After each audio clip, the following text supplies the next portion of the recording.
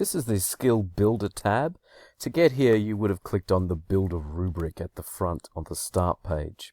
So you'll notice a couple of things when you're in the Skill Builder tab. You've got your Home button, which takes you back to the Start menu. You've got this tutorial that you're currently watching. You've got an option to import whatever you've written here into the weighting section. Try not to click on that too early, although you can update your changes as you go along. This update changes then updates any changes that you make. If you want to come back and change the name of a skill or add some more skills or delete some, you can update that across both the marking, the Gutman and the weighting tab by clicking on the updating. And then of course you can just access the weighting by clicking on the start weighting icon. Alright, so let's have a look at the different parts that we've got here. We'll zoom in a little bit. You notice there's this big orange line here. Anything above that line is going to go onto your rubric and into the weighting tabs and everywhere else into the system. And we've got a little template here for you to follow, and it's quite important that you use the numbering system. This is the conventions that have been outlined in the theory, and it helps us not only identify what the skill is when we come to put it into a Gutman chart, but also it helps us with the scoring system that makes this spreadsheet work. A skill group title always starts off with two numbers. It's the skill set, so number 1, and then it's the first skill group in that skill set. Usually skill sets are devised around things like essay structure or different groups of questions or different groups of skills. And then the point 1 says it's the first skill group in that set. This numbering system up here tells us that it's in the first skill set, the first skill group, and then this is the first skill in that skill group. So 1.1.1, and it goes 0.2, 0.3, and 0.4. Usually, in terms of troubleshooting, if down the line when you're trying to get the Gutman chart to work and it doesn't, it might mean that you need to go back and just double check that you've numbered the skills correctly. Now, to start creating a rubric, you write over the top of this first template item that's here. So you can just edit that by clicking on the cell, and you want to then go up here and you can use the normal Excel functions of typing in and press enter, and that gets you out of it. Now you don't have to have 4 skill levels. You can delete some skill levels if you want. That's totally fine. You can have just 1 or 2 or 3. It's totally up to you, but whatever you do here, always start in this first column A and then keep going across B, C, D, E, etc.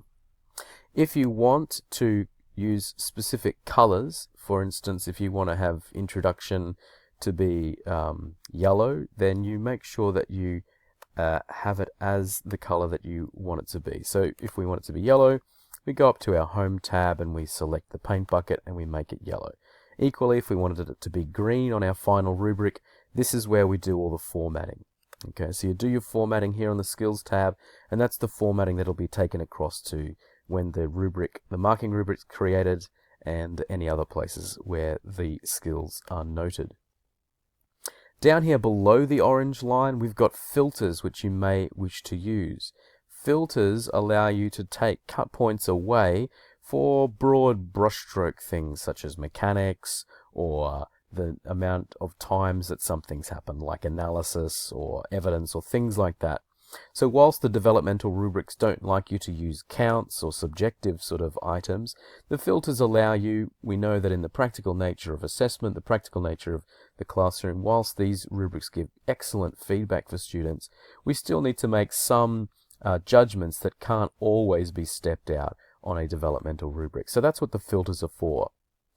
Just as you have to start writing your skills over the top of this first column for the template, you need to make sure that if you don't want to include filters in your rubric, that you delete this section here as well. Otherwise, they will appear in your final rubric. It doesn't matter if you make a mistake, because remember, you can always go back and update changes if you need to delete those filters if you forget to do that. So, as I said before, you're literally just typing over the top of each of the skills by selecting the tab, selecting the cell, and typing in the skill descriptor. you'll need to make sure that you use your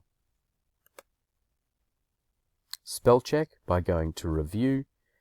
You can click on the spelling and it'll tell you where you want to check your spelling. Because Excel doesn't have an automatic spell checker like in Word, you do have to select that from the Review tab. So that's how you start building a rubric. Let's skip ahead a bit and fill out some more skills so that we can start importing it for weighting. Let's say you need to import a rubric that you've already created in Excel. So you might want to go and find a rubric that you've already created. And as long as it's only got the 6 rows, just like our rubric template has, so 1, 2, 3, 4, 5, 6 rows, as long as it's only got 6 rows, you can cut and paste anything in there. I wouldn't recommend cutting and pasting out of Word, because often when you cut and paste from Word into Excel, there can be merged cells that can cause you problems. Because this is a fairly crude piece of software in Excel, you do need to make sure that you only ever paste in these first 6 rows and never paste over the top of this skills row. If you do, it simply won't be entered into the rubric for you. So it's not going to break anything, it just won't put that information into the rubric or the weighting or the Gutman chart for you. The only things that will ever appear in there need to be above this line, above row 7, and they need to be using the same format. Skill group title, the not shown level, and then the 4 levels of skills. So what I've done there is I've just gone and found an old rubric that we have. I've selected the skill groups that we have, making sure that there's only 6 rows. I've just copied that and I click in the first cell there, A1, right click, and I'm just pasting, and there it goes. If I double click here in between the rows, it will start to, if it's possible, it will snap it to make it smaller, but if it's not, you can manually drag those up. That's probably because down the line here somewhere in these ones there's not enough space, so you can drag those out, double click, and it's something you can see a little bit more easily. So if you already got a rubric, it's quite easy just to paste it in there. Notice that I've got my colors that I want to have on the marking rubric, so I've color coded all that.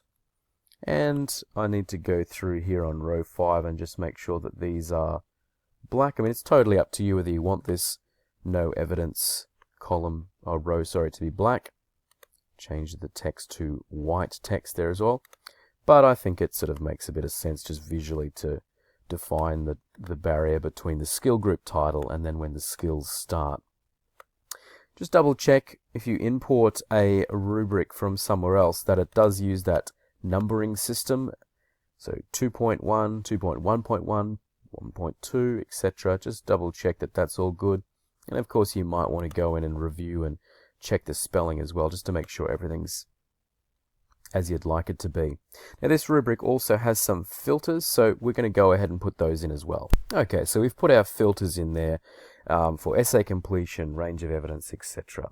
You'll notice that some of these I've put boxes around, and by that I mean, if you are familiar with Excel, if you highlight some cells and you go up here to the Home tab, you can put borders around the cells. That's totally up to you whether you do that at this stage, because that won't get transferred across to the marking tab. That gets added in later. So as long as you're happy with how the rubric is all set up, then you're set to go to the next stage, which is importing that rubric for weighting. So once we've done everything, we've checked the spelling and we're happy with it all, the numbering works, click on this import for weighting down here, and that will work. We can now go to start weighting, and you'll notice that the weighting tab has been populated, ready for weighting, which is of course a new video that we need to look at.